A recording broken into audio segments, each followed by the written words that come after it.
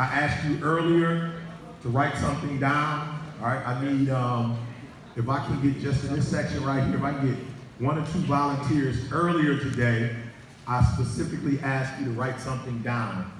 Where are you? I just need 2 volunteers on what you put on that paper. All right, I got a young man in the back. Yep, talk to me.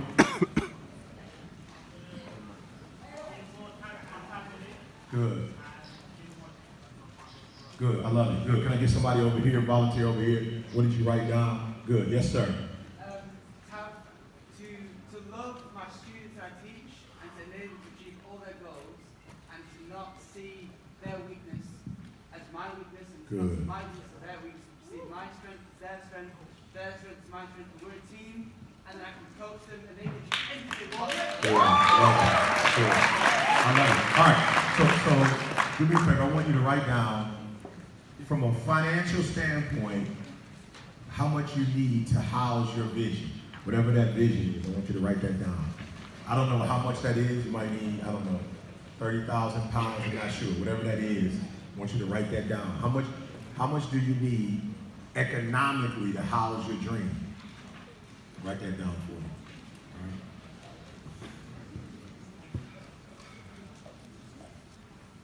All right. After you write that down, I want you to write down for me, how much time do you need? You can say a day, you can say a week, you can say a month. How much time do you need to make that happen? All right, how much time would you need to dedicate to that particular thing to make that happen? How much time would you need? All right? What type of resources would you need to be able to make that happen? Now again, you may not necessarily be able to do everything today, but I need it all written down before the week starts, okay? I need everything written down, all right? Now I need you to write down on that piece of paper if you literally believe that everything you wrote down could actually happen. Write down if you believe that, right? If you believe that all these things can become a reality. All right, and we don't have a lot of time. I want to do some serious work before you get out of here, because if you can believe it, if you can write it down, and you can see it, right? This is why writing is so important, because what happens when we write it down is that we get an opportunity with our eyes to see it. And if our eyes can see a thing, and in our mind we can see it, meaning that we can organize it in our mind. If we can make sense of it mentally, then we can accomplish it. Does that make sense? Yes. So if you can mentally see it, if you can see yourself doing it, if you can see yourself accomplishing it, then you can do anything. You are wonderfully made, right? You are wonderfully made.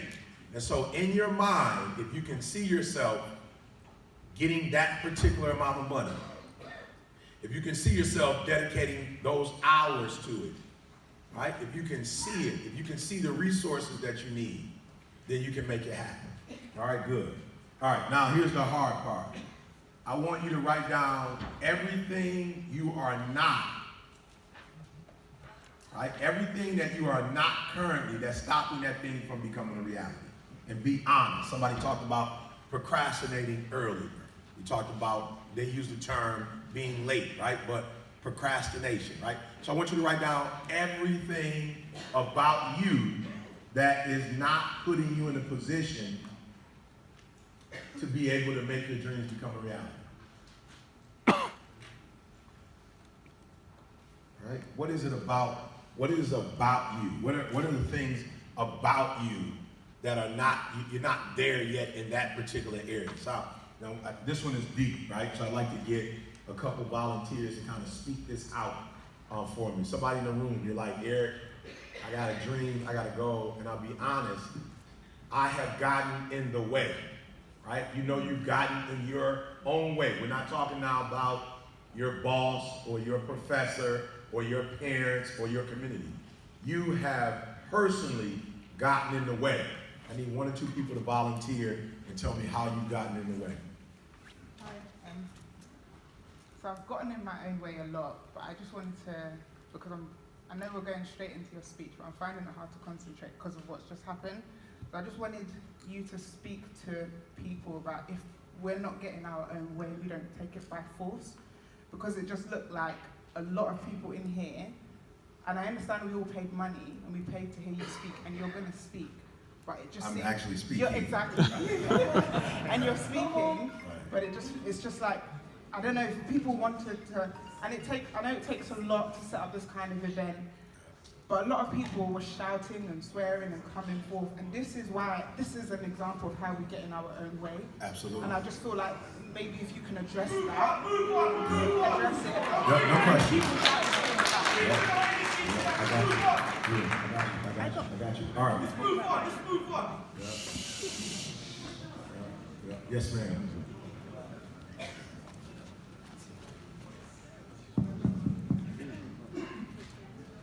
Thank you, Action Jackson.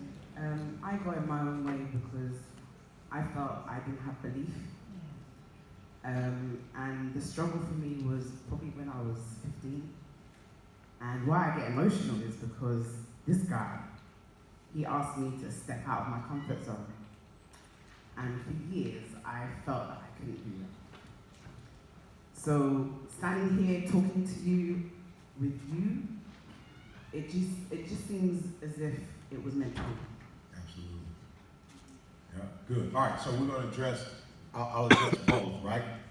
So the first one I'll address is that there are levels of maturity, right? Mm-hmm. There are levels of maturity, and this is how some of us get in our own way. So there are those of us that if the circumstances are perfect, we're able to be perfect.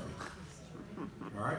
So if the circumstances, we have home court advantage, the sun is out, nothing is going wrong, then we are capable of reaching our highest level. All right? So, and you gotta self-identify. I can't do this one for you. Right? And so for those of you who need everything to go perfectly in order for it to go perfect, you will probably succeed 30 or 40% out of the time. All right? But there's a 60 to 70% chance that you won't succeed because there is a 60 to 70% chance that nothing is going to go exactly perfect. All right? And you got to embrace that. And it's okay. But you got to be the type of person that knows, like, if I got here at 9:30, 10, and the show started immediately at 10 o'clock, then I would have had a perfect day. Right? Then you have to accept the fact that your environment is what drives you. All right? Your environment drives you. So as long as your environment is good, you're good. Right? And that's not necessarily a bad thing. It just means that the probability of you being successful is slim. All right? So then the other group is the group that when things aren't going well, they have a 50-50 chance of being able to handle themselves. Right? So there's a group when, they come outside and it was supposed to be a beautiful day, sunny, and they come out and it's not, then they're kind of bothered, but they're like, you know what, I can get through this. If things change back to the way it was supposed to be, then midway through the day, they kind of, get back, like, I got it. But if it doesn't change, then after about a few hours of being pumped up, motivated, inspired, right, they get to a point where it's like, man, it didn't turn out the way I wanted it to turn out, and I don't really have the strength to be strong the entire day, right? So you're the kind of person that when something is negative, you are strong, but you're strong only for a few hours, right? And then there's the last group that has a 90 to 99.9% chance of being successful because nothing external moves them or drives them. Everything internal moves them or drives them, right? So it doesn't matter what the weather is. It doesn't really matter to them, right? They set a goal, and come hell or high water, they will not stop until that goal is taken care of, all right? So there are three people, and you get to decide which person you want to be. You get to decide if you're the person that when things aren't going well, you just shut down immediately, right? You get to decide if you're the person that things aren't going well, you come out strong, but after about 4 or 5 rounds, like you lose your stamina, right? Like you come out strong, but after about 4 or 5 rounds, you can see the fatigue. Or you can be the person who all 12 rounds, right, you're in it for the fight. No matter what the fight is, you're in it for the fight, you're in it for the long haul. And so I'm not going to tell you what to do, but what I would suggest is that because you cannot predict life, you would probably do yourself a favor by not allowing external stuff to change you, period. Right? You should put yourself in a position where you learn, regardless of what the circumstances are. Right? I told you, that's what I said to myself. The circumstances for me coming were not ideal. But I made up in my mind I was coming. Right? And whatever I was asked to do, I made up in my mind that's what I was going to do. As a matter of fact, we agreed to, because I didn't really know about jet lag, because I haven't really done, like, I've not landed and spoke the same day in a long time. Like, I don't ever remember doing it, right? So I wasn't really sure physically if you know what I'm saying, I'm getting older. I've been in the game for 20 years. I wasn't sure physically if I could do it or not. So what I asked for during our lunch VIP, I asked if I could do a 30-minute break, right? I figured, we were gonna be together 2.5 hours. That's a long time. Right? So I did 1.5 hours, 2.5 hours. So I figured I'd give me a 30-minute break. If you were at the VIP dinner, did I take the 30-minute break? No. So I built into just in case, but once I got here, I'm like, you here now. So you can't allow jet lag, you can't allow a time difference, which I think is maybe a 5 or 6 hour time difference. Like you can't allow the week you had before, like you paid. So regardless of what I went through last week, you're not really concerned about that. You feel what I'm saying? Like I was on my way to the back to do a VIP. There was people, I want to get paid. I'm like, I can't do it because I got to go here and do that. You weren't concerned with that. You weren't like, they got the VIP, I'm going to leave them alone. You was like, no, I want to talk. I want to take a picture, right? So I'm not tripping. Like that's what you want to do. I'm not mad at you. I understand how you feel. And so when I came, I didn't go, where's my check? I'm not dealing with that. It'll come when it comes. If it never comes, it doesn't come. I'm not on that. I made a decision to come. So I wasn't going to go when I got here. I wasn't going to be bothered with money. I came to speak. That's what I came to do. So I'm not going to get caught up on all the other stuff. I made a decision. And so there are those of you make a decision, but when life doesn't give you what you want, you're so weak that you change the promise you made to yourself because the circumstances weren't what you want them to be. You're weak. You're weak. You make a commitment, but because stuff don't look the way you think it should look, now you go against the commitment you made to yourself. So I didn't make a commitment to the organizers of this program. I didn't make a commitment necessarily to you. I made a commitment to myself. Are you hearing what I'm saying? I made a commitment to myself. So I was talking to somebody and he was like, let me holler at you real quick. I was like, I need to go get some rest. It was like, you talking about like sleep? I was like, no. Like, I didn't talk to my wife since I've been here because I had to speak. I didn't talk to my son since I got here. I didn't talk to my daughter. There's a time difference. So when I was asked to speak, like I'm in the back, even though we didn't start when we wanted to, I still didn't call my family in the middle of it, even though I had time. Why? Because I made a commitment to speak. So I can't call my family during that time. That's speak time. So a lot of you aren't successful because you make these commitments, and then when things don't go the way you want them to go, you become a different person. For real, so for some of you, like for real, you got an attitude. I'm not mad at you. But whoever you are, be that person regardless. Don't let circumstances make you into a different person. So I'm not walking around like, okay, are we gonna settle something? Like my man is doing his stuff. We'll talk about finances later. Like whether you know it or not, this is not an easy task, right? And I'm not making excuses. Like I'm not saying that this should have went this way, this should have went that way. But I'm not going to add my stuff on his stuff and be like, let's go over the contract.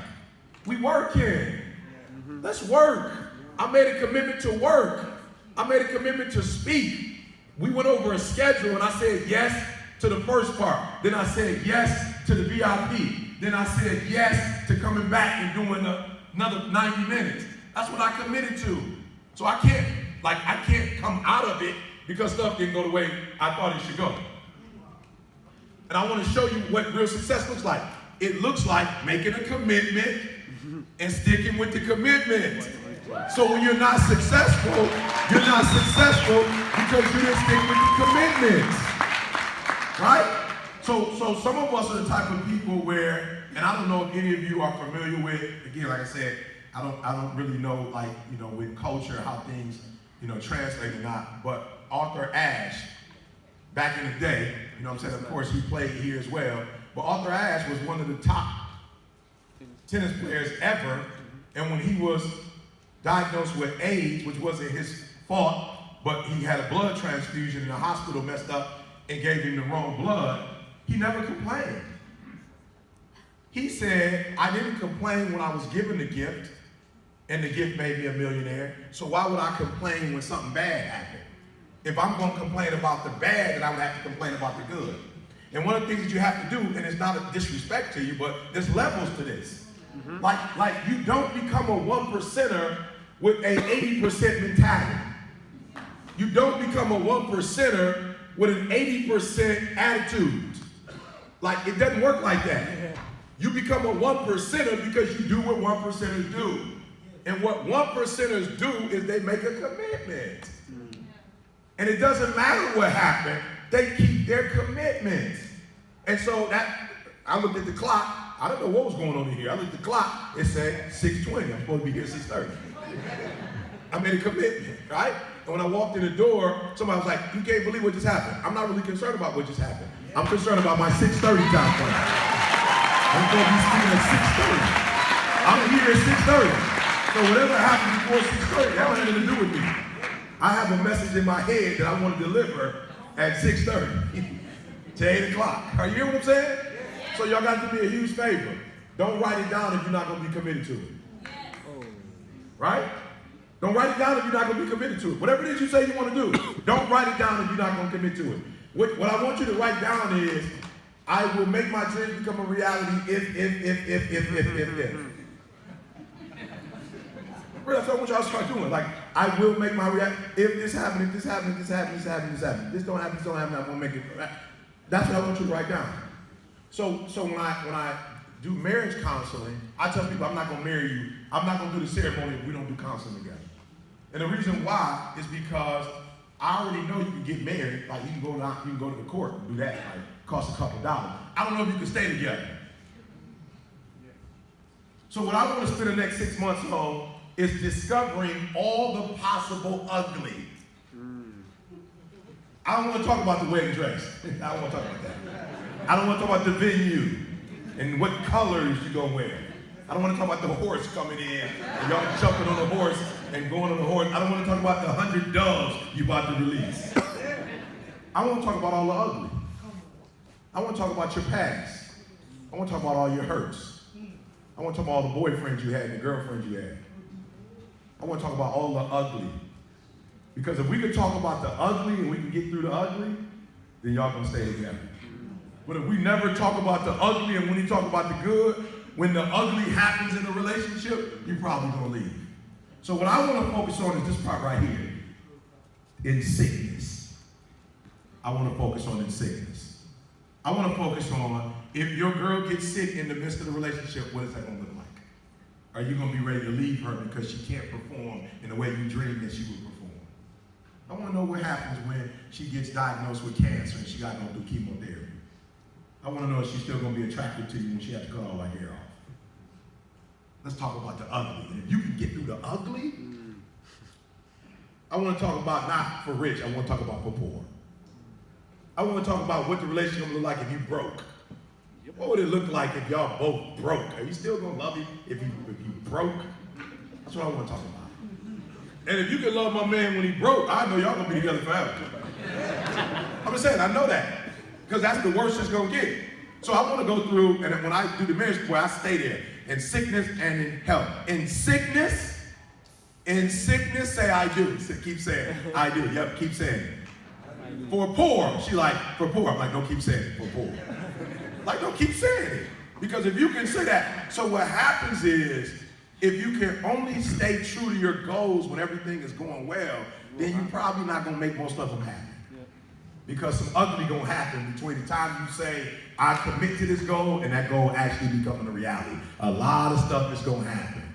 Right? So I need you to do me a huge favor. I don't not need you to get upset. I'm not tripping.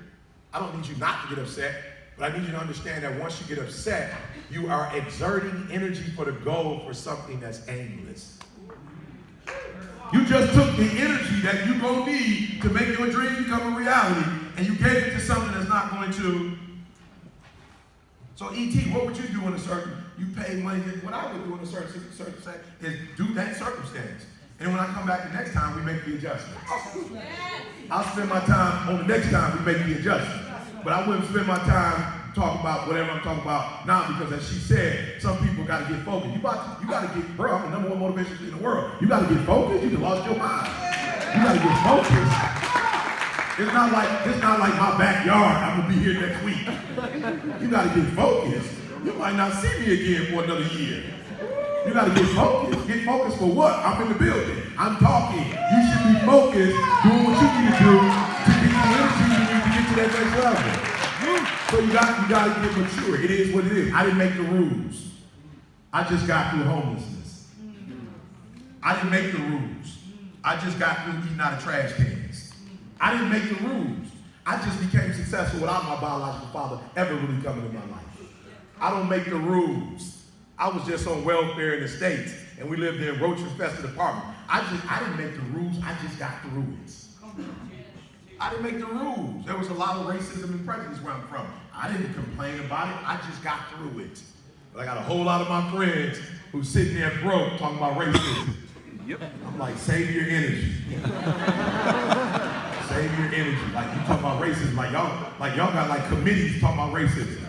Right? And then they get mad at me in the States and they're like, yo, E, where were you? We had a racism rally. Where were you? I was like, oh, I promise you, I was making my dreams become a reality. Yes. Well, listen to very closely. I'm not suggesting that anything has changed, but I have become a multimillionaire in the face of racism. Yes. I did go get degrees in the face of racism. Are you hearing what I'm saying? Yes. I raised children in the face.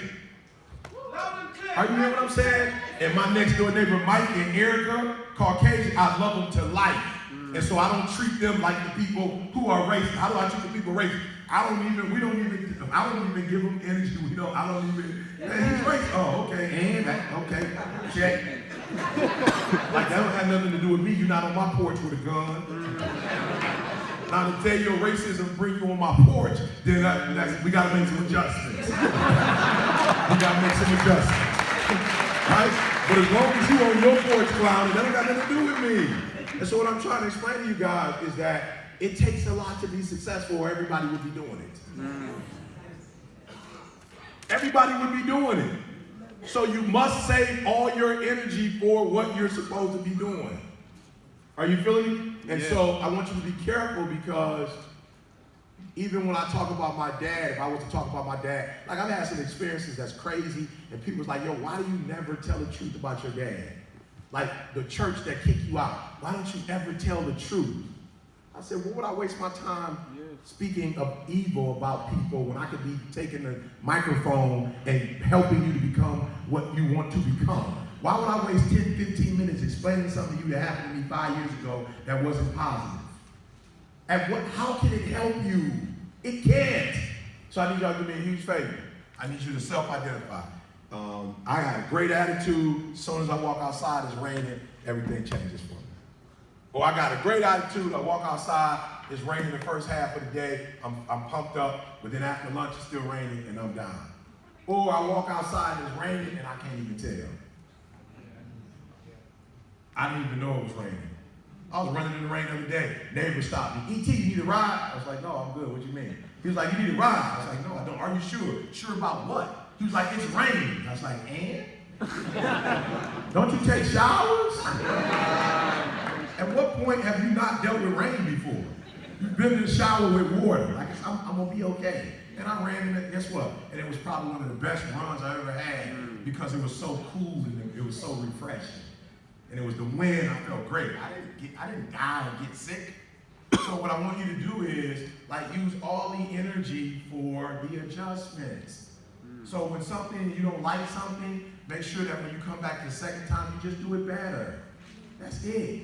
You put more energy to it. Can I explain something to you? Everything you do, no matter how well you think you do, you're going to have to improve on it the next time.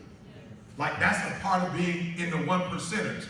We're always looking for what went wrong, not to be negative, but we're always looking for what went wrong so we can make the adjustment and make it better, because if we make it better, the outcomes are going to be better. Is that clear? Do we have that? Good. Now, to your point, when you don't believe, you only don't believe because of the language that you're using. So if you don't believe, it's because you're telling yourself you don't believe. Right? I remember saying I was the #1 motivational speaker before I was #1. Yes. I didn't wait to be #1 to say I was #1. I said I was #1 to become #1. You hear what I'm saying? I said I was #1 so that I can do the things that I needed to do to hold myself accountable to #1. So if you don't believe, stop saying you don't believe and just start saying you believe. And write affirmations and talk about you believe. And get around people who believe in you. Right? But stop saying I don't believe. So I ask you the question of what's holding you up, because the only thing that's stopping you from being successful is you holding you up. Now, let's not get it twisted. Don't think what I'm saying is that there are not forces that are designed against us to stop us from making our dreams become a reality. Right? I didn't say that. But what I said to you was, for those of you who like to play, anybody for real, like you, I didn't ask you if you were good or not, so don't worry about that. But you like playing football. Let me see your hands. You like it, right? You got a favorite team. Anybody got a favorite team? I said, Manchester United, whoever your team, raise your hand. I don't know where I am, but that's where I went first. My first time coming here, I went to Manchester, bought the whole outfit, gave it to my son. I'm sorry, but that was the first people that brought me here. I apologize. They put that in my head, so I do know where I am. But you can't mess up my experience. That's who brought me first. Right? How many of you watch it and you have a favorite team? Let me see your hand. Listen to me very closely. How fun would it be if it was only offense? Yeah. Would you watch it if nobody ever played defense, there was no goalie, and they were just kicking the ball in? What makes it fun is the defense. Yes. Is that while you're trying to score, somebody's trying to stop you. So why is it cool to have that in sports, but it's not cool to have it in your life? Ooh. You said, what? That's weird to me.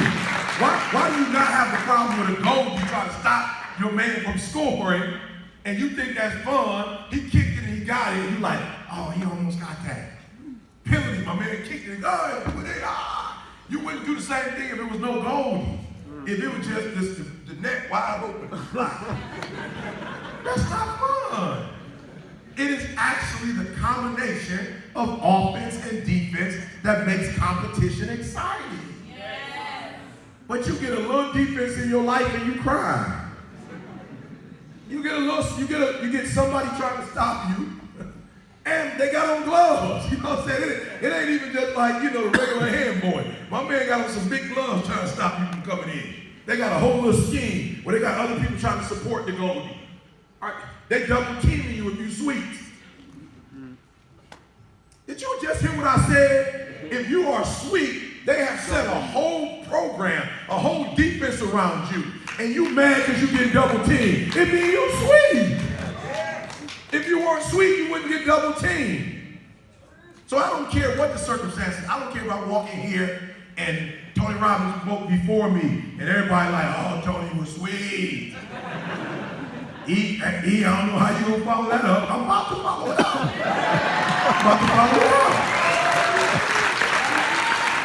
Or I don't care if I walk in and there are people who are disgruntled. I'll take Tony, I'll take disgruntled, I'll take whatever, but give me the ball. Yes. Give me the ball though. Give me the ball, let's go. Because I can score. Under any circumstance, I can score. And some of you, for real, you can only score if ain't no Goldie. You soft. You soft. You can only score if no Goldie, ain't no defense, it's a penalty, everybody sitting down, and you like, everybody fired out. Red flag. You out there by yourself, killing it. That's right. Nobody's impressed with that. So do me a favor, get out of this mindset that success is supposed to be easy. That's why a lot of you are not successful, because you think it's supposed to be easy. It's not. Is there a portion of it that might be easy? Yes. That's what comes natural. The other part is you're going to have to work for it, right? And can I be honest? If you are strong, when what you call negative happens, it is actually going to elevate you and there's some opportunities that are going to come that would not have come had it not been a problem. Now, write this down somewhere. Your money, how much money you make is in direct proportion to your ability to solve problems. The more problems you can handle and the more complex the problems are, the better off. Right? People come to me frantic. I'm like, bro, relax. Just give me the mic. It's going to be all right. I solve problems. That's what I do. I prefer problems because they make me look sweet. Not for real. If there's no problems, what do we need you for? Somebody called me the other day in my company like, Eric, I can't believe how disorganized they are. They're not handling their business. They don't follow through. I was like, you ought to be grateful because you wouldn't have a job if they could do it. I wouldn't have hired you. So why are you calling me telling me what they can't do? I hired you. If you keep calling me telling me what they can't do, you about to be fired like they got fired. So I didn't hire you to tell me about problems. I hired you to solve problems. Don't call me telling me about no problems. That's what I pay you for. You're supposed to be solving problems. So if you cannot solve problems, you're probably not going to make a whole bunch of money. But if you look at problems as, this requires me. Like this is something that I can do specifically. And that's why I'm so successful in the States. If there's an academic problem, I can handle it.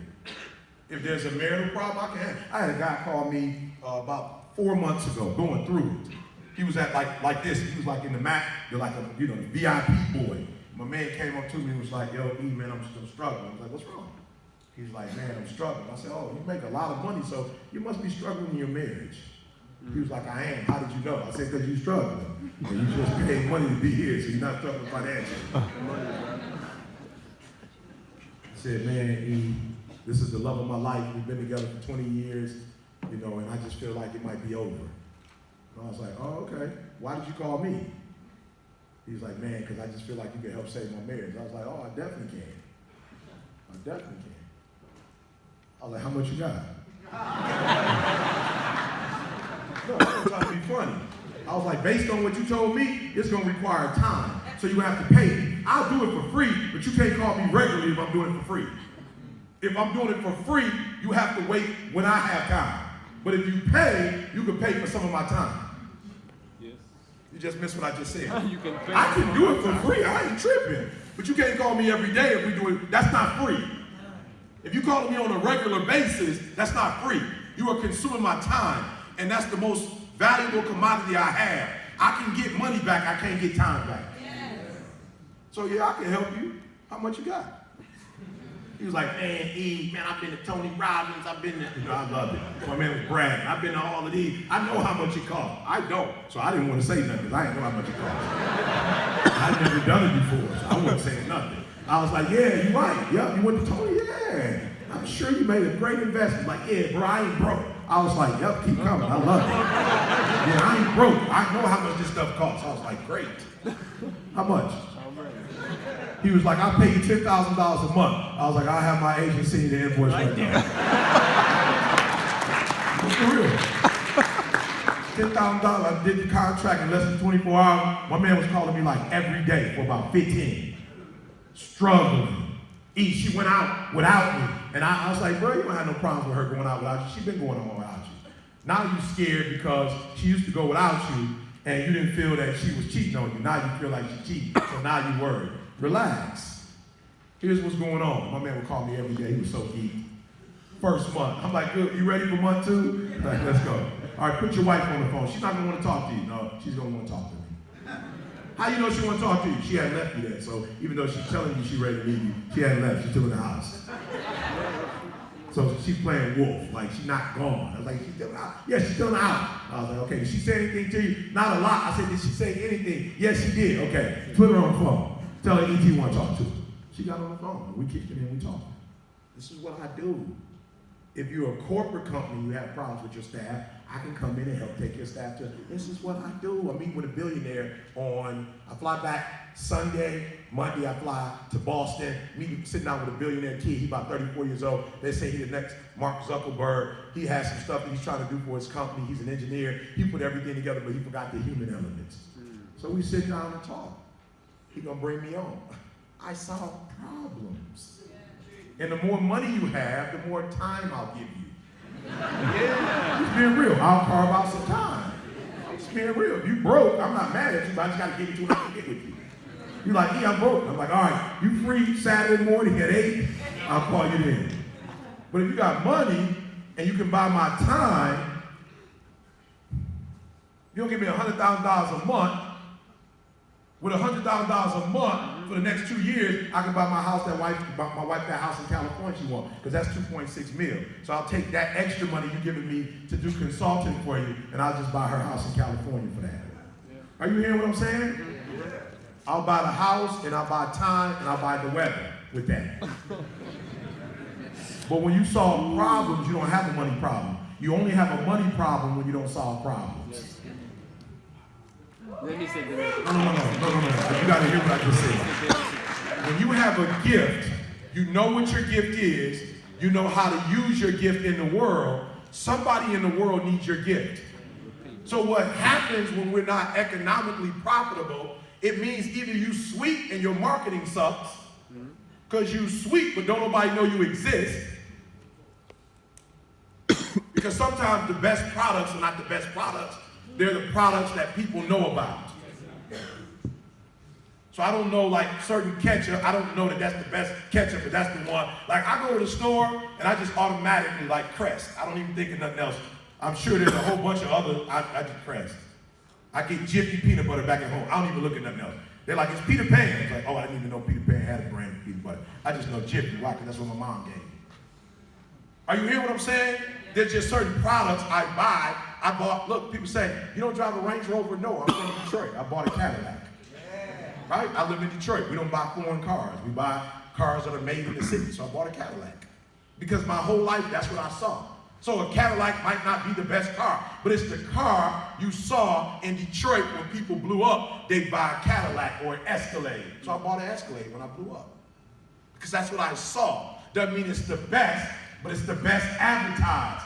So either you sweet and nobody knows you sweet, which is a problem.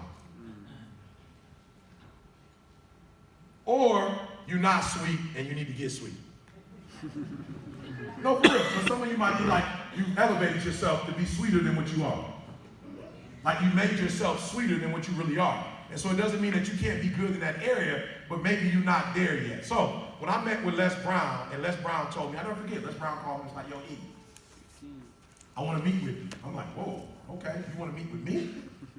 I didn't call you, you called me, you want to meet with me? He's like, yeah, I want to meet with you. I'm like, where you live? He's like, I'm in Orlando right now. I was like, all right, give me a couple of days, I'm on my way. So the best in the game, the first African-American to do it, I'm like, oh, okay, I'll meet you at the hotel. And I got the hotel room the whole night. My man came up, you know, and I was like, yo, let's get to the, like, we can talk all this other stuff, but let's get to the business. How much am I supposed to be charging? Like, you've been doing it forever. So he said to me, watch this. He said to me, at that time, if you are among the best, 50 nationally, 100K internationally is where you start. I was like, all right, cool. I never left saying I should charge $50,000. I never left saying I should charge $100,000 internationally. I left knowing what the benchmark was. So when I went home, I put the financial benchmark down, and then I asked the questions of what are the speaking qualifications to hit that benchmark.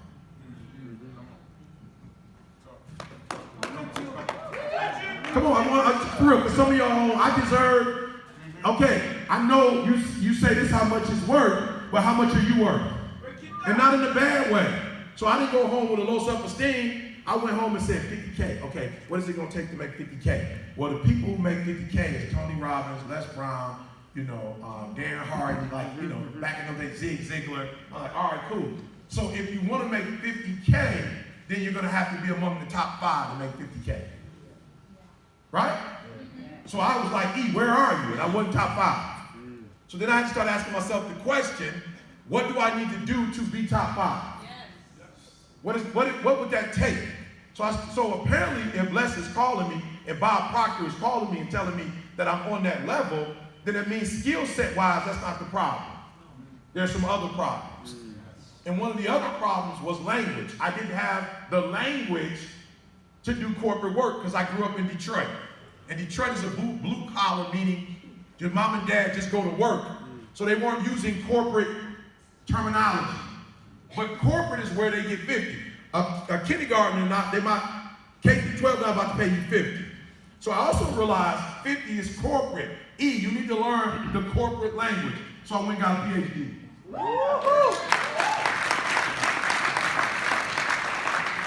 Listen to me. I didn't go get a PhD so you can call me Dr. Thomas. No, I need you to listen. I'm helping somebody financially right now. I want to help you financially. Your character is good, but I want to help you financially. I went to Michigan State because the language that they spoke in the classroom was the same language they spoke in corporate America. My mother got pregnant with me at 17 years old, south side of Chicago. Barely finished high school. My mother does not speak that language. The neighborhood that I grew up in, I love them, but they do not speak the corporate language. So when I went to college, I sat down and listened to my teacher who was from a majority culture. I went to Michigan State, so we call it a PWI, a predominantly white institution. So as I listened to my professor, I wrote down all the words that she was saying. Because I said, now that's corporate words right there. I would say teaching, she would say pedagogy.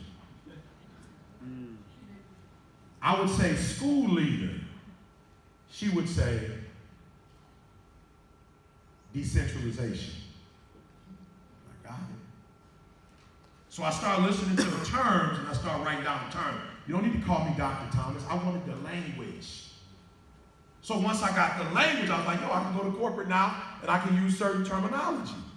And when I use that terminology, your preference over progress. That's not a hood term. Like in the hood, we don't go, yo, bro, what's your preference? We don't say that in the hood. We don't talk about preferences in the hood. We don't talk about your natural and adaptive. Like we don't use that term. Yo, B, what up? Not much, bro. How you doing? Good. You going to school? Yeah, bro, I'm going today. What class? Well, I'm only taking classes in my natural this semester. I won't be taking any in my adaptive. Don't talk like that. So I went to school to get that language. So when I start saying natural is what you do without thinking, it's what you do in your subconscious. Your adaptive is when you're being watched. It's when you're under pressure. Now I can go to corporate and now I can do corporate training. Are you hearing what I'm saying? Are you hearing what I'm saying? Yes. Right? So I don't need nobody to call me Dr. Thomas. I need to get the language. So now I'm already talented enough, according to them. I don't have the language. So I need to get the language. Number 2, I need to understand the style. So if you grew up in a black church in the USA, the pastor will tell a story, probably 5 or 6, and he never finishes any of them. Right, well, my man sweet with it though, right? He got you laughing the whole nine, but he didn't finish the story, but you finished it for him. You knew what he meant. Well, I realized in corporate, you can't do that. In corporate, as I listen to my teacher, you have to be very succinct and very linear. It's like A, 1, 2, 3. B, 1, 2, 3. I was like, oh, I got it. It's a rubric. So I picked up the rubric that when you first come out and you speak, you must give them an understanding of what you're going to talk about. What is the narrative? So I was like, yo, what's up? It's your boy E.T. And today we're going to talk about the 3 Ps. Go back and watch my videos. At first, I wasn't on no 3 Ps. I wasn't on no summarization. I wasn't summarizing nothing. I just was coming out, what up, it's your boy E.T. But then when I started doing corporate, what up, it's your boy E.T. And if you want to progress, today we're going to talk about the 3 Ps. That's right, the 3 Ps. And then boom, I'll start going into it and come back. Principle number 1, you got to be persistent. You got to have that dog. And Carl will put up persistent. With a little sound to it. And then all the B-roll will be of somebody being persistent. Number 2, you just can't be active. You just can't get up at 3 o'clock in the morning, run all the place. You got to be productive. Productive. And before you know it, corporate start calling. I never even put at the end of it, Eric does corporate work. I never did that. But I changed the style, the language, still kept it hood. So the hood was still like, yo, eat sweet, like you're doing something different. I'm not really sure what he's doing different. But there's something on there. I can't put my finger on it. But he's a little less hood in the beginning. I don't really know exactly what he's doing, but still got the hat and gym shoes, so he's up there. Yeah. He didn't sell out all the way. You know what I'm saying? But something's different right here. He's talking different. Right? They couldn't put their finger on it, right? But I went to school, I picked it out, I put it up, and now I'm competing with Tony Robbins. Right? Now watch this. Here's the cool thing.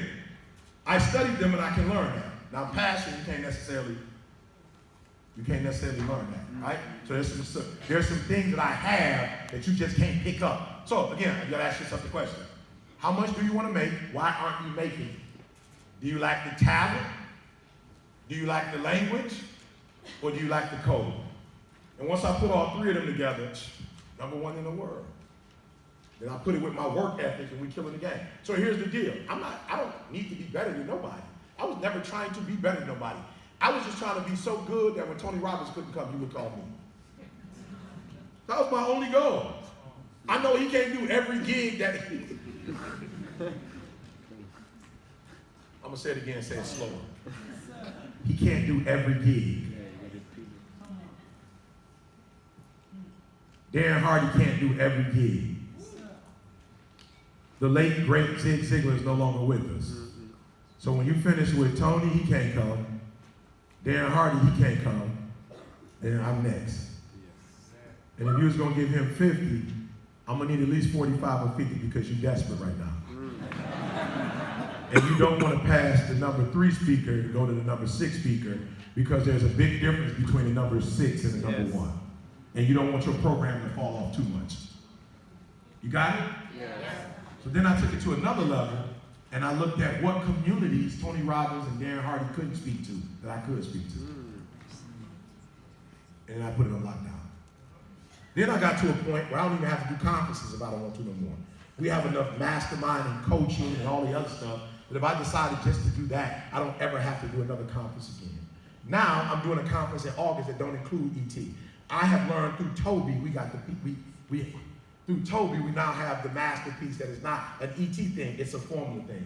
Because we put Toad through the exact same formula I went through as a rapper and Toad killing the game.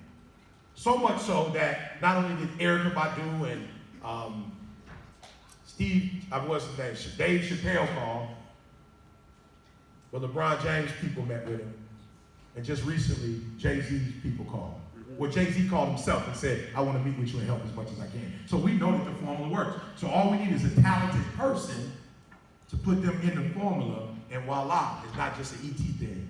So now, if I decide next 2 or 3 years I want to retire, we got a formula we can just place people in and come out of. Now you're going to have to be talented. You're going to have the language. You're going to have the code. Now this is what I mean. Please catch it. I hear guys from Alabama talking. They're like, I'm ready to be the next great motivational speaker. I was like, yo, you're going to have to fix that like down south draw you have. Like, yo, I'm not trying to disrespect you, but like when you speak, I can hear you speaking in the States. Like you from America, and I still can tell that you're not like you from the South. And in the South, if you're in Alabama, school system-wise, while there are 50, 51 states, Alabama always ranks 48, 49. So you can hear it when they speak. Now I got my pastor, my assistant pastor, who's trying to get in the game, been speaking forever and he can't get to that next level, and I keep trying to tell him, you say you have a speech impediment, but you're not doing nothing about it. You gotta go get help. Like there are times when you're speaking, I don't hear what you're saying. I don't hear the words, right? And so it's not that you don't have a powerful message, but you have a little, I don't know what that is you have. You have to go pay to get that fixed. Are you hearing what I'm saying? Yeah. And so if you're going to be in an industry, you got to be talented, you got to know the language, and you got to know the codes. And then you follow what the other people in your industry have done, and voila, I guarantee you're going to be successful. But here's the deal. I said it, you got to get out of your way. And for some of you, your ego is so big that you won't get help because you feel like it makes you look bad because you got to get help. I don't care how bad I look today. I'm trying to get better for tomorrow. Does that make sense? Yeah. So I don't mind asking a question and getting embarrassed. I'm at the point where I want to be so successful, embarrassment isn't a thing for me. Like, I raise my hand, embarrass me. But once you embarrass me, the next day I know the information. And I'm that much closer to my dreams and my goals. Does that make sense? Come on, does that make sense? All right. So you got to get out of your way because nobody else is in your way. You're in your way. Now, there may be obstacles, but remember what I said, it's defense. And I want you to look at defense differently. I want you to look at defense as the harder you play defense on me, when I score, people are going to admire me more. So we admire those individuals who are strong enough that no matter who the goalie is, or no matter what the defense is, they're able to get through that defense and score. Does that make sense? All right, so self-identify for me. Which one are you? Somebody be honest with me and tell me, yo, E, I'm just the one that, like, for real. I go outside and it's raining and I'm hurt. Where are you? Raise your hand for me.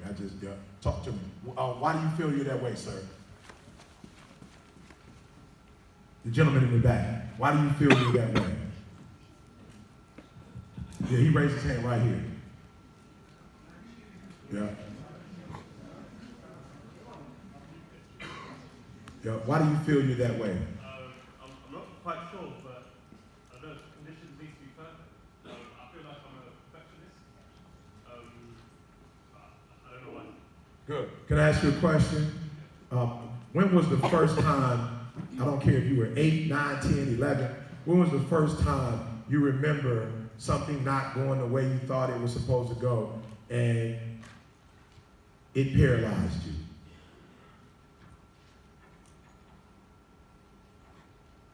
I don't know. Good, you gotta know. Was it yesterday? Was this in high school, middle school? Like, when do you remember at some point when this happened? The reason why I'm asking you because you can't fix what you're not aware of. Like, you can't fix what you don't know. So once you know it, then at that point we could put a strategy around it and try to fix it. So were you like this last week? Or did you just get like this when you came to the conference?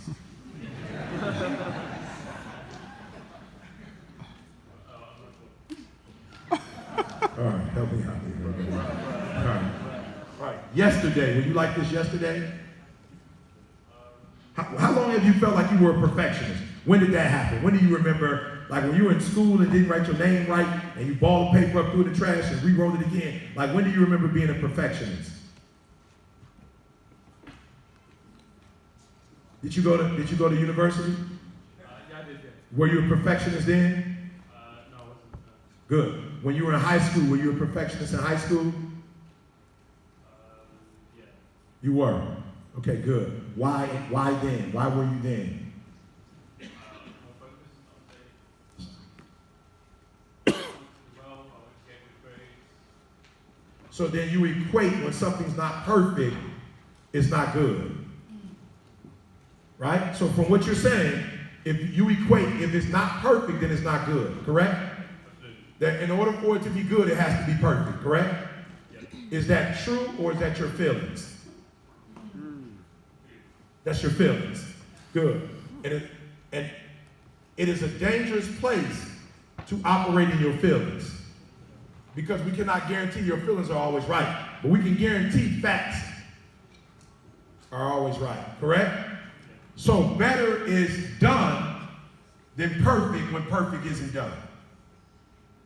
Does that make sense? So Carl is a perfectionist. I'm not. I'm a multimillionaire. He's not. No. And I don't say that to be disrespectful. That's my guy. And when you listen to the podcast, you'll hear he's a perfectionist, which means that it always has to be right before he can make a move. I don't need it to be 100% right. I just need it to be functional or effective. So I'm willing to take risks that Carl's not willing to take because he thinks everything has to be perfect. I don't. You understand? And so there's some opportunities that I've taken, and Carl's way, you listen to the podcast, Carl way sweeter than me, way smarter than me. A genius. I'm not. I'm a high school dropout. But I'm a high school dropout that doesn't overthink stuff. You feel me? So I just got on the plane. Whatever happens is going to happen. And watch, from years to come, watch the doors in Europe open up for me that weren't open before. Yes. Because I took a risk. You know what I'm saying? I took a risk. So I want to caution you to stop saying, if it's not perfect, it's not right. And what I want you to do is see if it's right. And if it's right, I want you to move forward. Don't make perfect the standard. Because if you make perfect the standard, I'm not sure how much you're going to get accomplished. I'm not. Because I don't know how many perfect days you're going to have. I don't know how many perfect people. Are you married? No. Okay, yeah, I figured that. Yeah, you could just look at your perfect female. I'm just saying, if you are a perfectionist, and when you get in a relationship, you're going to be looking for what? Perfection. And what's going to happen? Can't fight it. She doesn't exist. She doesn't exist. And why doesn't she exist? Because we're going to attract her. So if I attract her, she's already not going to be perfect because I attracted her. And I'm not perfect. So I can't attract something that I'm not. So I'm going to attract somebody who, like me, I just think it's weird that my biological father wasn't in my life. My wife's father wasn't really in her life. My wife's mom is middle class. I grew up middle class. I grew up in Detroit. She grew up in Detroit. I attracted what I was. And so you got to be careful with that perfectionist thing because it does not exist in the real world. It only exists here. It does not exist out here. Who else has a perfectionist problem and is giving you analysis of paralysis? Raise your hand.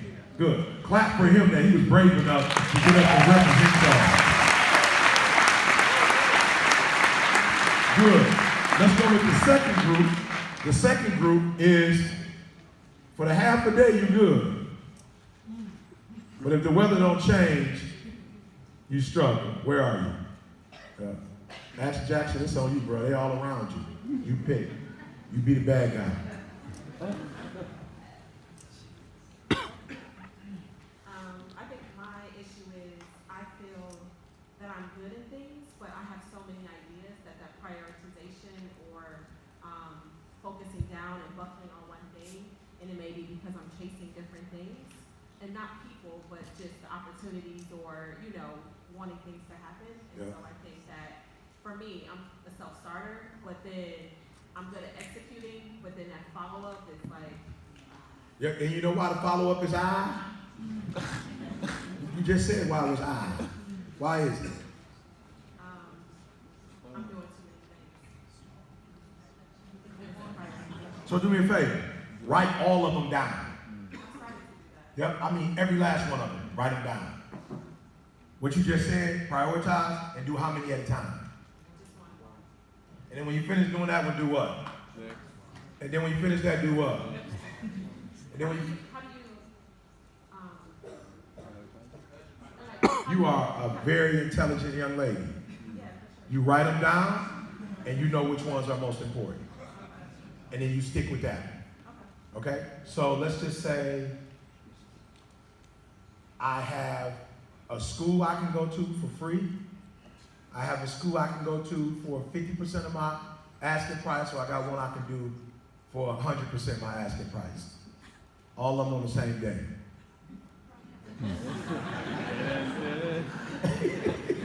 You know what I'm saying?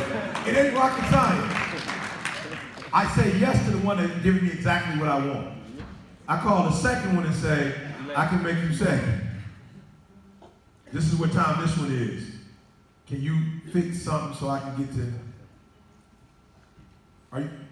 All right, so Cole Haddon, Money Matters, is doing this Thrive program. So Cole and I, we bargain. When you get in this world, go money for money. We barter. Because he has a following, I have a following, so we barter. So Cole came to my event, helped me to take my stuff to the next level. I'm going to Vegas on the 31st. A university or I think it was a university called me to do graduation. They're paying.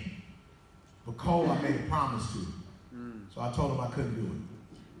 They called me back and said, can you do it on the 30th? I said, I can definitely do it on the 30th. Yep, I can do it on the 30th. You fly me into Vegas are you hearing what I'm saying?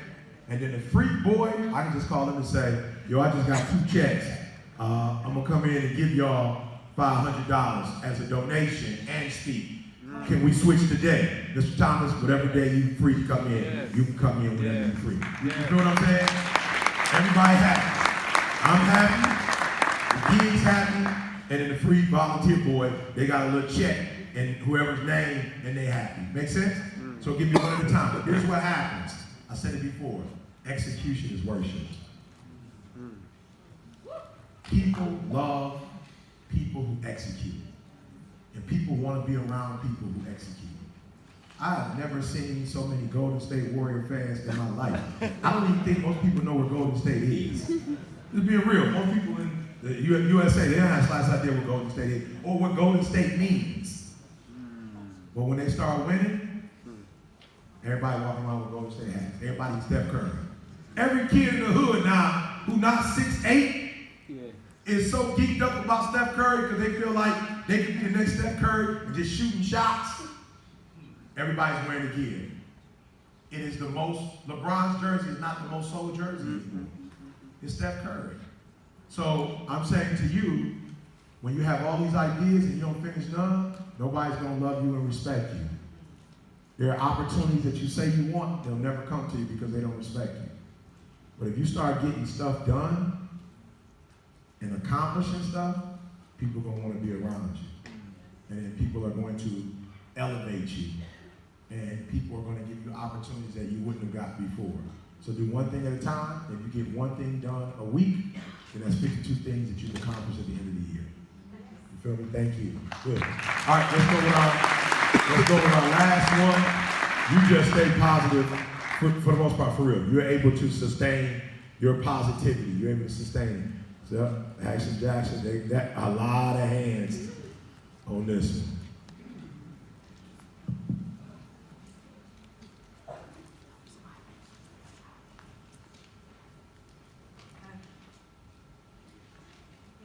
My issue is I feel like I can be very motivated, but because I'm the first in my family and people around me to do what I'm doing, that bit of fear kicks in sometimes, so it's just how to deal with that when you're the only person that's doing it. I'm sorry, it must be me and jet lag. I could not hear you. Oh. I'm sorry. Yeah, my problem is I'm very positive and motivated, but I'm the first person in my family to kind of do what I'm doing. And sometimes I'll get to a good, like I'm on a good roll, but then that fear kicks in, like, oh, do this. Good. Do it. Yeah. Good. There's nothing wrong with that. You're the first one to do it, so of course you don't have somebody in your family that can lead the way. So having those thoughts are natural just because you don't have a support system. So there's nothing wrong with that. There's something wrong with if you give in to those thoughts. Right? If you give in to those thoughts, that's the problem. Right? So what you want to do is say, I'm the first one to do it. That's why they call it history. Because it's never been done before. You are a historian. All right? You are a maverick. You are a trailblazer. Right? That's what you are. So you embrace that. And when you feel like, man, it's okay. You get past that. You get through it and you keep going. All right? Now I need somebody to tell me what are the tools you use to stay motivated on a consistent basis. Where are you? What tools do you use to stay motivated on a consistent basis?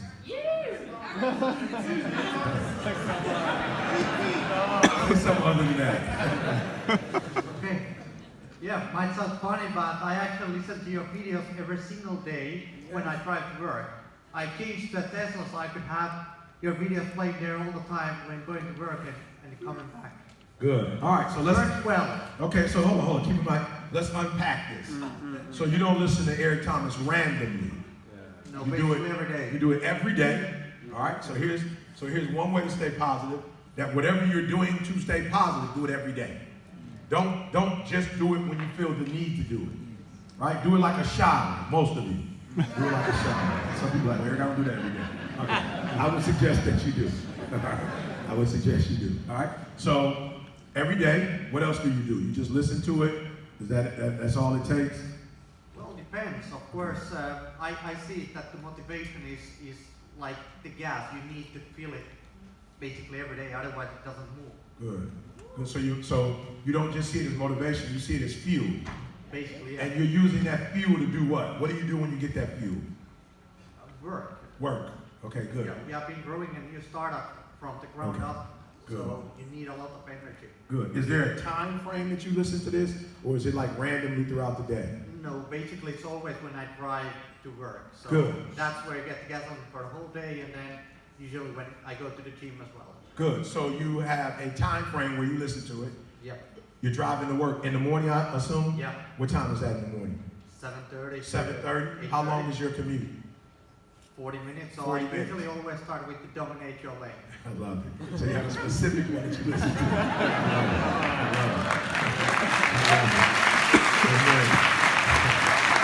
I got to start listening. No, true story. I've never listened to me. But I was running in the rain the other day, and some kind of way it came on. I don't know. And I was like, whoa. I was like, yo, I like that. You know what I'm saying? And it went off. And I felt a little like, lost a little bit of my energy there for a minute. I was like, I got to start listening to this stuff. Okay, so listen to it in the car, whatever. When you get to the gym, what do you listen to in the gym? I have your mixtape there. I have the seeds on the Spotify where 11, 15, and 16 of the GIM.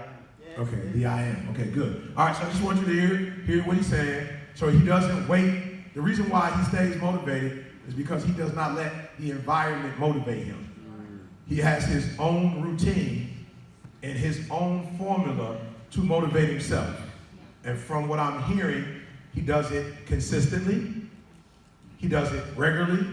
There is a specific routine he has, and then there are specific, I guess, songs, if that's what you call them, specific songs that you listen to fuel you in a specific way.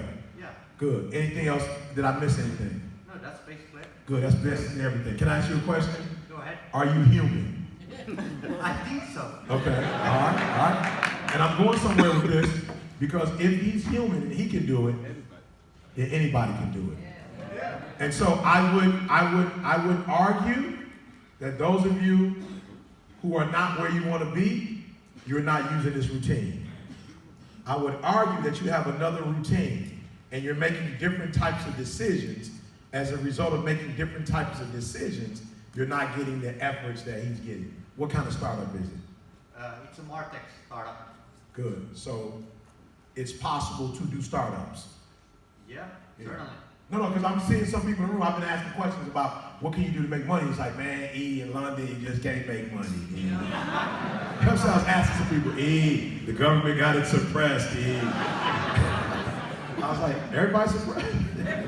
Then everybody's like, yo, you don't understand, like the way they go. And then the taxes, It don't even make sense to make a whole bunch of money because they want 40%. So I just wanted to make sure that you lived here and you know what I'm saying? And that the opportunities that you're talking about, that people in this room have that opportunity and many more opportunities to be able to do what it is they love and make money doing it.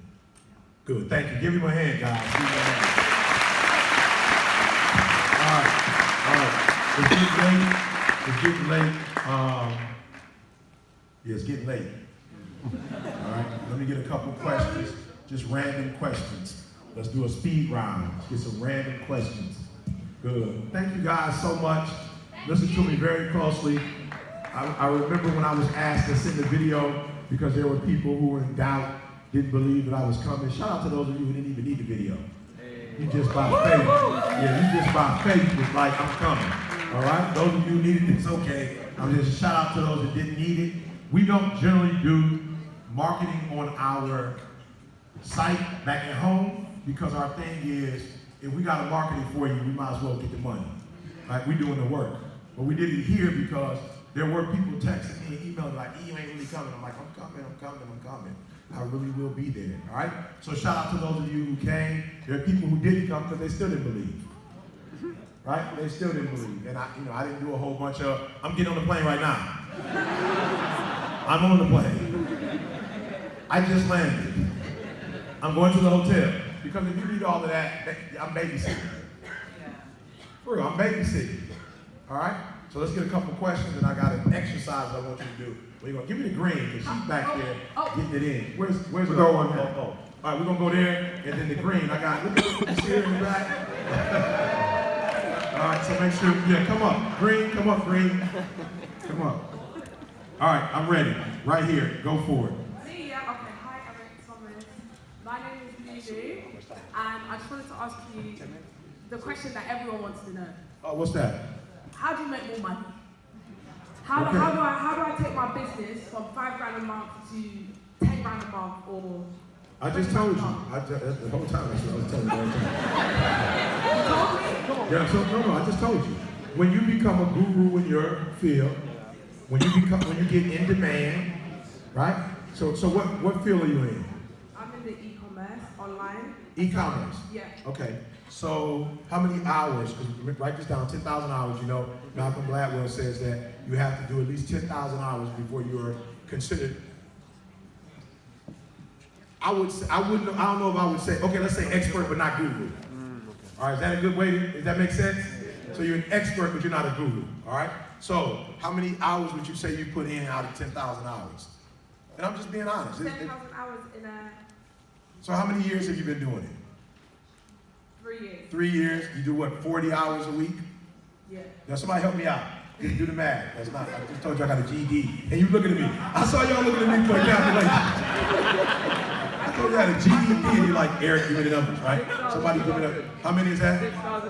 6,240. Minus that, please, from 10,000. How many more we have to go? 3,760. 3,760. More hours to go. That's number one. So at 10,000, you are an expert. All right. Now let me show you what happens before you get to the 10,000. So e-commerce means that you would be helping ET learn how to trade, correct? Oh, no. That just means that I run an online business, so I sell hair extensions online. You said, what did she say? Hair extensions. Oh, you should be paid.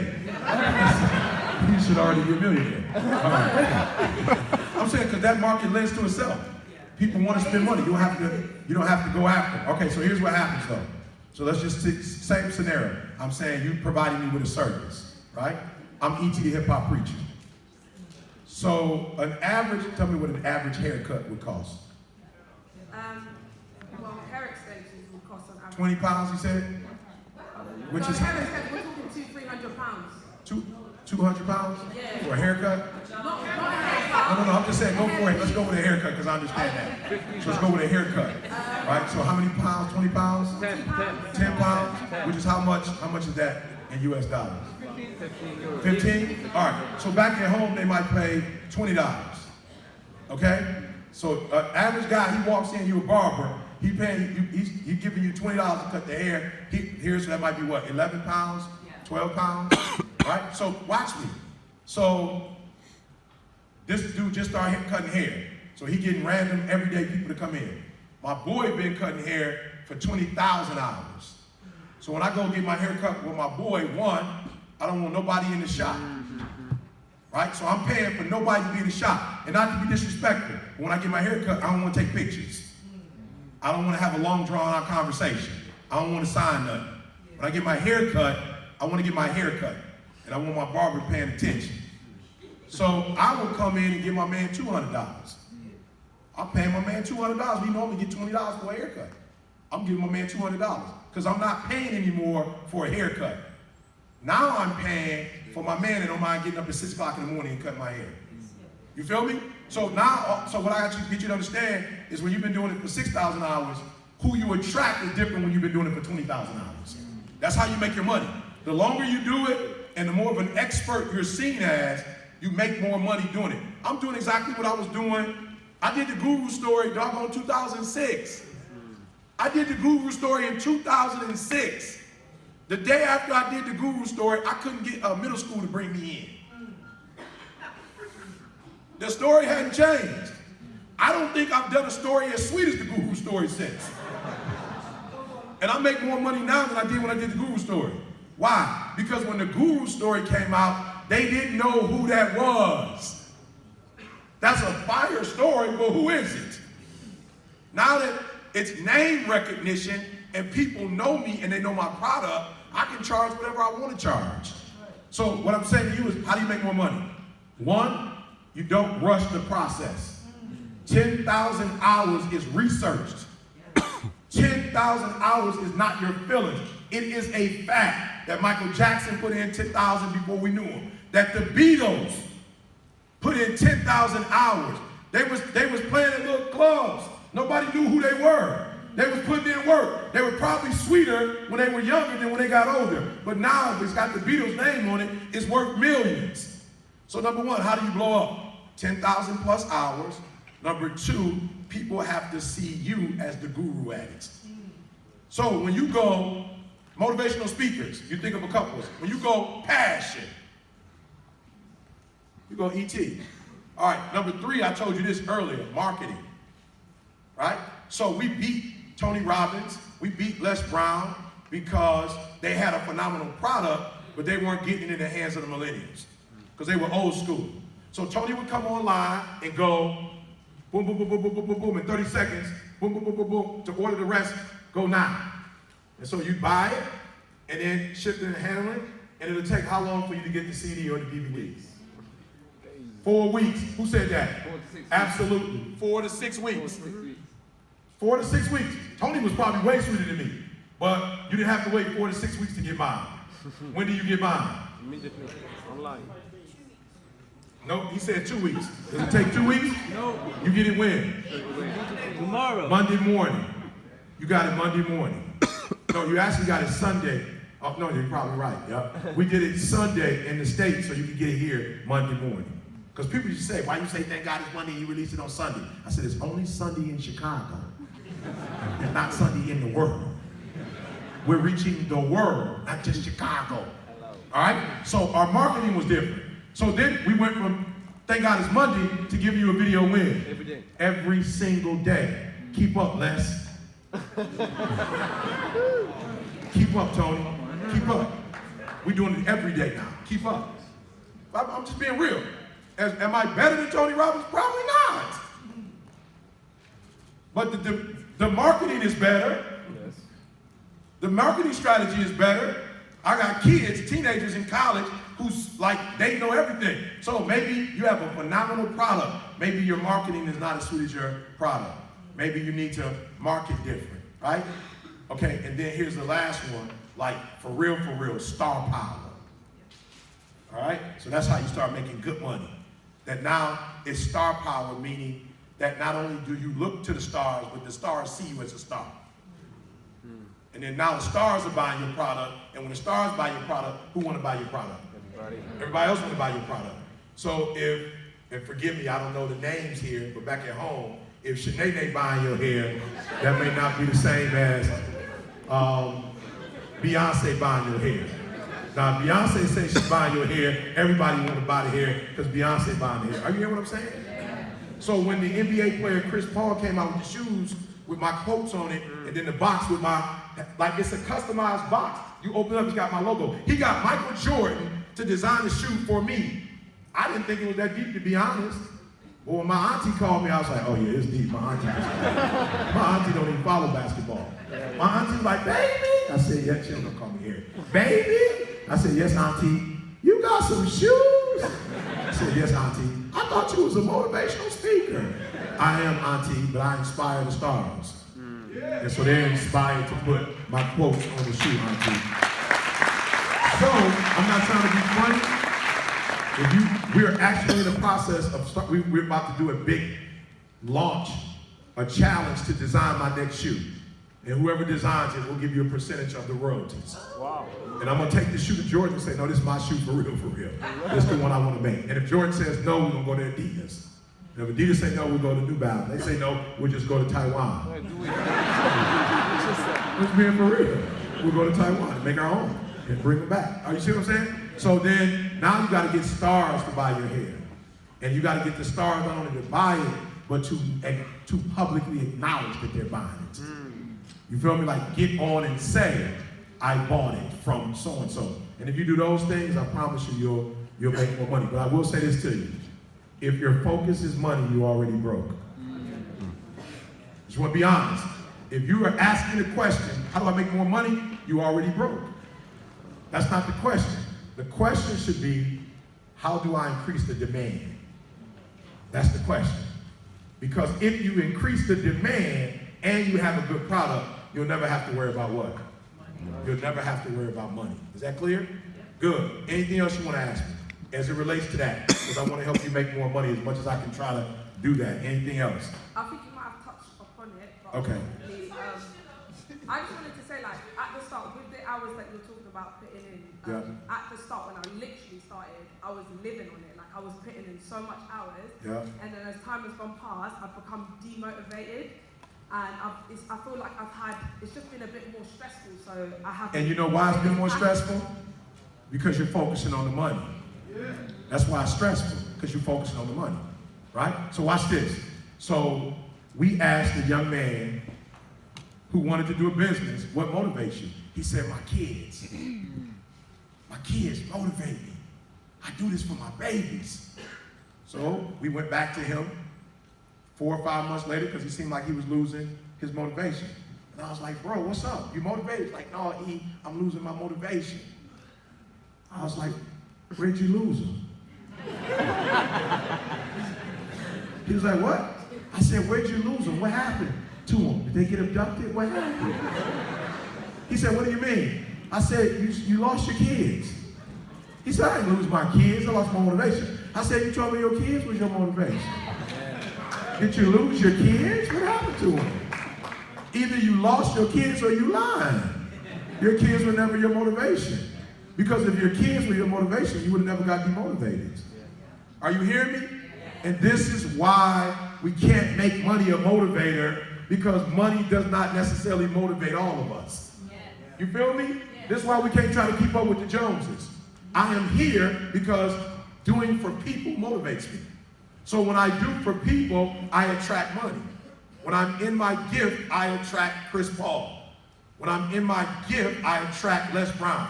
I attract Bob Proctor. I attract Warren Buffett. I attract LeBron James, Michael Jordan. When I'm in my gift, I attract. I never focus on money. I focus on being the best at my craft, and I focus on showing up every day, and whatever happens, happens. This is why I'm saying this. If you have an expectation and it doesn't come true, that's what demotivates you. Because you had a goal and you didn't reach your goal. If my goal is to get better every day, I can never lose my motivation. If my goal is to be the best that I can be at what I do, I'll never lose my motivation. Money is external. It's what? External. It's what? External. And I told you the 1%ers aren't moved by external things. The 1% are moved by internal things. Right? So let me say this real quick. I'm going to let you sit down. So back at home, the NFL, which stands for not for long, or the National Football League, the majority of the work that I do is motivating these boys, because what happens is, and coaches can't get it, Eric, he's making $33 million. Why isn't he playing hard? He got the money. I said, either you stuck on stupid or you don't know human psychology. Since he was 8 years old, he said he was going to put his mama in the house. Since he was 8 years old, he was going to buy his mama a car. Since he was 8 years old, he was going to the NFL. He's 22 years old now. He put his mama in the house. He put his mama in the car, and he made it to the league. He has nothing. He ran out of gas. So what would make you think he want to get on the field and get busted every day? What would make you think he want to go in the weight room and lift all those doggone weights? What would make you think he want to do that? He's already reached his goal. He tapped out at 22. So it's dangerous when you set these external goals, because when you set them and you get them, then what do you do afterwards? What happens afterwards? But when the goal is internal, I want to win a Nobel Prize. That's an internal goal. You know how long it's going to take to be like Mother Teresa? How long is that going to take? You know how long it's going to take to be like Martin Luther King? You know how long it's going to take to be like Mandela? You understand the work I'm going to have to put in to win the Nobel Prize? But that's why I set the goal, because it's internal. It's not external. And so I can never be demotivated because the goal itself is motivating. So when you start making money your goal and then you don't make it when you think you should make it, and you're not driving what you think you should drive, man, I'm so motivated, y'all. Man, let me tell you, I am the best. I am the happiest I've ever been in my life. Listen to me very closely. I am the happiest I've ever been in my life. And guess what? I live in a 2,300 square foot home. In a community where when people see me, they go, is that E.T.? What you doing here? Oh, I live right there. You live in Michigan? You don't live in L.A.? L.A., I don't live in L.A. I live in Michigan. People see me at the grocery store. E.T., what are you doing at the grocery store? I'm saying, what are you doing at the grocery store? Like, you know something I don't know? Are they about to shoot up the grocery store? What's going on? They're like, I can't believe you're in the grocery store. I'm like, I can't believe you're in the grocery store. Like, what does that mean? I don't have a theater in my home. I don't have a surround sound. I don't own a watch. I don't own jewelry. All the stuff I have, the gym shoes I have, when I spoke for Nike camp, they gave them to me. They gave me the shorts. The t-shirt was free. I bought, ETA was giving away free shirts, so I got me one too. Are you listening to what I'm saying? I'm the happiest in life, not because of stuff. I'm the happiest in life because my wife really think I'm sweet. And it's easy to be sweet for you. It's not easy to be sweet with somebody you've been with for 32 years because they know you backwards and forwards. So it's sweet when I'm going out of town to London and my girl like, yo, I thought I was going. I was like, it didn't really work out like that, so I'm gonna go on my own and come right back. And she like texts me like, I miss you. And I was gone for 2 hours. Listen to what I'm trying to tell you. Don't let nobody make you believe that the money is gonna make you happy. Don't think for 1 minute that more money is about to make you happy. More money is about to stress you out. Are you hearing what I'm saying? I spent more money. I had a church members came. They just started coming. They were from Mexico. They just started coming to my church. They hadn't been there a month. House burnt down, and some parts were damaged. My wife gave them $20,000 to fix their house back up because they didn't have insurance. That's why I'm happy. I'm sending kids to college who are great students, but they can't afford to go to school because their parents didn't make good decisions financially. I'm happy because I'm happy internally. I found my own goals, and I'm not running up behind the Joneses. The Joneses don't know what makes them happy. So why are we following behind them? So do me a favor, kill it with all these external goals. Now there's a test that I give, and I don't even know how to do it. Maybe he has the registry. I can send it to you guys. But there's a test called a value test. And what you will discover is that humans have 7 values. There are 7 values. And what you need to do is to take the test so you can see what your values are. Because I bet you 70% of you in this room, economic is not your highest value. But you're acting like it's your highest value, and it's not. And you need to find out for real, what your highest value is, and that's what you need to go toward. Of course, mine would be looking out for people. So guess what I do? I wake up every single day, and I make sure I look out for people. All right, we'll take one more. I'm sorry. We'll take one. Thank you. I know we got to go. Green. Where is she? Green. You're green. Oh, there you go. Come on, girl. You getting passive.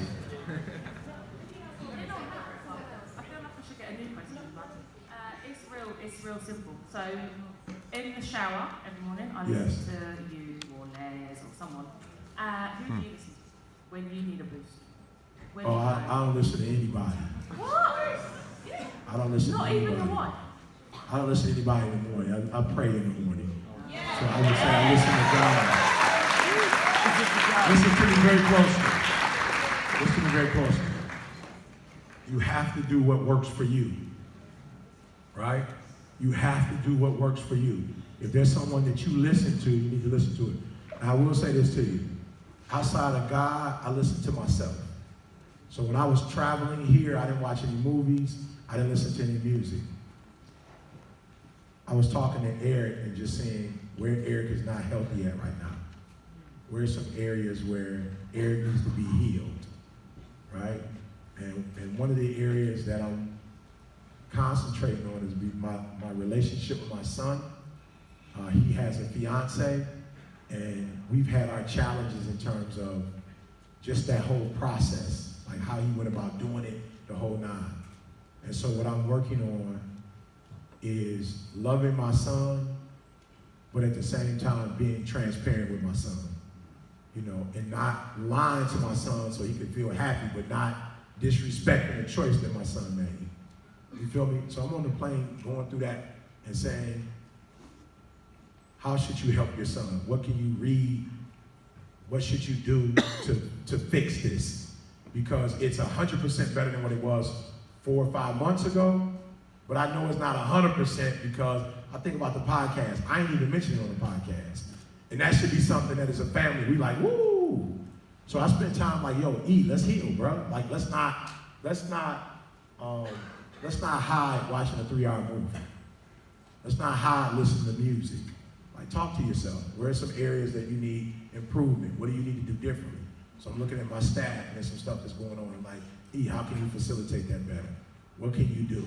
So I listen to myself a lot. That may sound weird, but I listen to myself a lot. I'm talking to myself. I'm talking to the weaker man. The stronger man is talking to the weaker man and challenging the weaker man to come up to speed with the stronger man, if that makes sense. So a lot of time in the morning, meditating, praying, and then talking to myself, and really emotional health. I do a lot. I've got a family. I run a church. I give to the world. I mentor people individually. I do coaching. It's a lot. And so I don't want to snap mentally. You know, so before I do my work, I spend time alone, making sure that I'm good with Aaron, so that I'm not being fake with you and just giving you something that I read. You feel what I'm saying? Like I read something in the book and now I'm telling you what I read. I want to make sure that I give you my soul. Because if I give you my soul, then that's going to change you because it changed me. So I know it's going to change you because it changed me. You feel what I'm saying? So I just spend a lot of time alone. Now, I don't know that you've been called to do what I do. So maybe it is good that you listen to certain people. I have a higher calling. And I never realized at first, like with God, I was like, yo, why don't I have a mentor? Like, because I always wanted a mentor. You know, I saw the Karate Kid, Mr. Miyagi. And I was like, yo, I need a Mr. Miyagi. And what was brought to my attention was the reason why I didn't want you to listen to anybody else is because I didn't want you to mimic them. There are a group of people that weren't being ministered to, and I need you to minister to that group of people who don't have $14,000. You know what I'm saying? Who don't have $10,000 to spend. They need that same information, and you just need to give it to them, and I'll take care of you. So I have a different calling on my life, and so maybe that's why he didn't want me to listen to anybody but him, so I wouldn't sound like Les Brown, so I wouldn't sound like Tony Robbins. And there's nothing wrong with those guys, but none of them was reaching a certain population. So he wanted to give me something fresh and something authentic, so when I went forth, it would minister to that group of people who weren't getting ministered to on this level. So I will never forget when Dan Gilbert introduced me to Warren Buffett. He was like, you know E? He was like, no. And my feelings wasn't hurt. He a baby boomer. I'm never hurt when an older person don't know who I am. You use typewriters. I didn't blow up from typewriters or word processors. I blew up from Instagram. You feel me? So if you on Instagram in the States and you don't know who I am, that's a problem. If you're 19 years old and you're like, I don't know who E.T. is, we got a problem, right? But if you 45 and older and you're like, I don't know who E.T. is, I'm not shocked. You understand what I'm saying? So for me, I knew I was for a certain group of people. Not that everybody can't be blessed by me. There was a certain group of people I knew I needed to touch. The millennials, Generation Z, like I knew that was my group. So I got 3-year-olds going, what up, what up, what up? It's your boy E.T. So I'm not hurt that a 72-year-old don't know who I am. Not to be disrespectful, but he's on his way out. The 3-year-old is on his way. I'm not being funny. The 3-year-old on his way up. So the 3-year-old following me, that 3-year-old is going to bring me into whatever world he's in.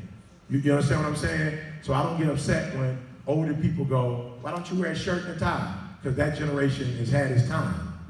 This is a new generation. There's a new way of doing things. And I'm reaching now. That's my group, now. And so that's why I don't listen. That's why I listen here and I listen in here so that I can get not surface information, but depth. So when I give it to you, you can really be transformed by the information. All right, real quick, we gotta get out of here, write this down. So 30 seconds. Come on, let's do work, let's do work. So for the next 30 seconds, all right, let's ready, 30 seconds. Where's my phone? Just do 30 seconds for me. Right? Oh, that's it, 30 seconds. Y'all ready? All right, in 30 seconds, I'm not gonna tell you until it's 30 seconds. So I don't want you to cheat. Right, 30 seconds, y'all ready? Yeah. And go, write down everything that comes to your mind from this conference today. Everything that comes to your mind from the conference, write it down.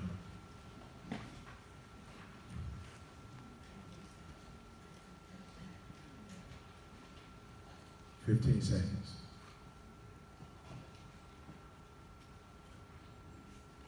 10 seconds. 5 seconds. Please honor the time frame and stop. All right. What you wrote down on that piece of paper, I want you to categorize it, prioritize it. And 1, 2, 3, 4, however many things you wrote down, put the number 1, 2, 3, 4, whatever it was in terms of importance. I want you to look at that and say, this information that I was given, this is what I remember, so it's important because that's what you remember. And I want you to put it in an order. So if it's 5 things, put it in an order. Rank it, 1 being the highest, 5 being the lowest.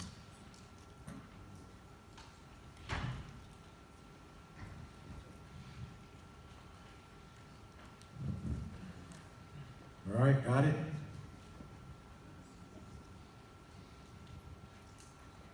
All right, now what I want you to write down is that when you get home or in your environment, I want you to write down all the places that you're going to print this out and put it on the wall. By beholding, you become changed.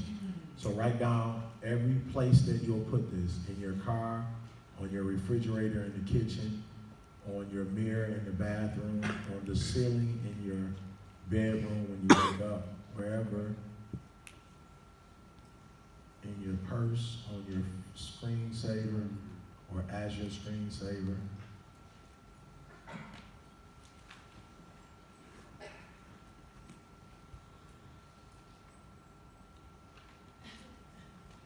All right, I want you to write down, you will spend 3 minutes in the morning, in the afternoon, and at night looking at this. I only want you to look at it. I don't want you to do anything deep. I just want you to look at it every day. 3 minutes, stare at it for 3 minutes. Whatever comes to mind, write it down. Whatever it tells you to do, do it. 3 minutes. In the morning, you'll take 3 minutes. How many of you have 3 minutes in the morning where you can look at it? I don't want to tax you. How many of you in the afternoon, during lunchtime while you're eating, you just put it in front of you? Good. And how many at night before you go to bed, you can look at it? Good. Listen to me very closely. I don't want you to study it. I want this to get in your subconscious mind, so don't go deep. I just want you to glance at it. For 3 minutes, just glance up, glance down, glance up, glance down. Don't go deep on me. Don't write no dissertation. Just look at it. Good. I want you to keep it on your brain, because if you keep it on your brain 3 times a day for 3 minutes, it's going to eventually happen. All right? I want you to, here, 2 final things.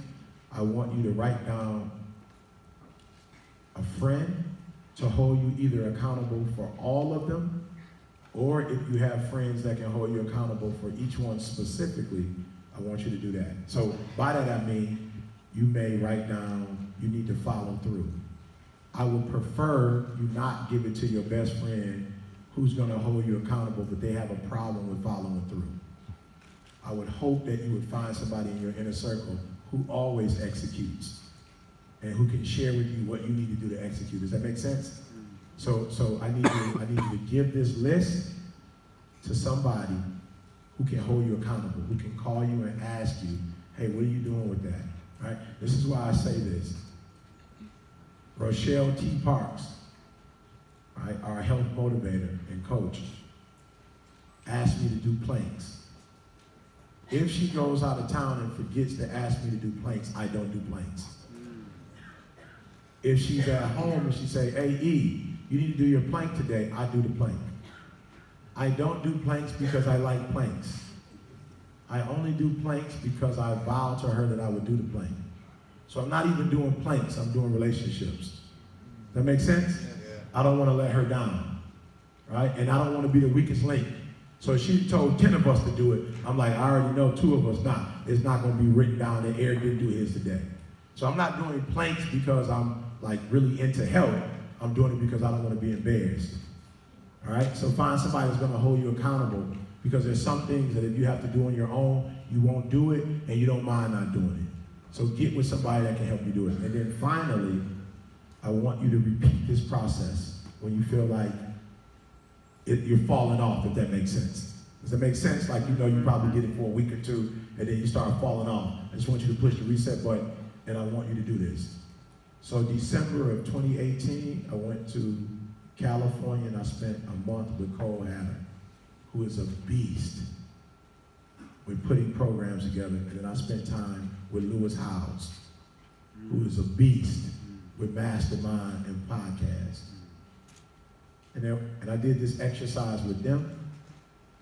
And in my conference, I took over. We made 60% of what we made last year in 2 events, with at least 7 more to go. That it took us almost 8 to 10 events to make last year. Because the adjustments that he told me to make, I wrote them down, I looked at them regularly, and in each event, I made the adjustment. Does that make sense? Yes. So to the young ladies, comment earlier, we tripled our revenue by not asking to make more money, but getting with the greats and asking the greats what I was doing wrong. And they told me, based on the conferences we've seen, these are the things that you're doing wrong. And these are the things that you need to fix. Got it? So for us, one of the challenges that we were having was the same challenge you saw today. Now, maybe not the same length of time, but if I wanted to start at 10, we might have been starting at 10:30. Why? Because while we wanted to start at 10, we didn't have the system to start at 10, if that makes sense. So we switched the ticket system that we had to a Thrive cart. Because what the Thrive cart does is a lot of the work for you up front, so that when the people come, it's easier to get them through. Whereas the system we were using before, we had to look at your ticket and look at the document to make sure you actually paid. So that took, we didn't know how many people were coming. So if you got 700 people, and for 700 people, it takes 3 minutes to register 700 people, that's not time that we anticipated. So with Cole broke down, if you switch it to this is going to give them this, and it's going to be an automatic ticket that goes with this, and it'll be easier for them to come through. That makes sense? So there were some adjustments that we had to make. E.T., you're doing too much on your social media. You need to use Facebook ads, and this is the way you need to use them specifically to get it out to those individuals. So our numbers went up. Am I making sense? But this is stuff that I wrote down and I looked at on a regular basis, and I made the adjustments. So as you leave, the only person that's holding you back is the current version of you. And if you stay that version of you, no matter how good or how bad it is, you'll never go to the next level because of the version you are at now. How many of you are making a commitment right now? You're making a commitment to be a better version in the next 6 months of yourself. Let me see your hand. How many of you are making a commitment to revolutionize your business or your life in the next year? Good. How many of you are willing to, if you need to, get counseling or get a coach to help you to get to that next level? All right, I told you, yours truly went to Cole Hatter and Lewis Howes. Did you hear that? I didn't say I did it on my own or I read a book. I told you I went to the greats, Ed Malik, and I had a long conversation, right? And I made some adjustments. So I'm telling you, make the adjustments. The only person keeping you from going to the next level is not the government. It's not your parents. It's not somebody else. You are your greatest enemy, but you're also your greatest ally. And on a day-to-day basis, you have to choose to either allow the best person in you to live or the worst person in you to live. If you allow the best person in you to live, you will attract nothing but wealth. If you allow the evil person in you to live, you will attract nothing but poverty. That's my time. Thank you guys so much. Ladies and gentlemen, be upstanding. Big massive shout out to E.T.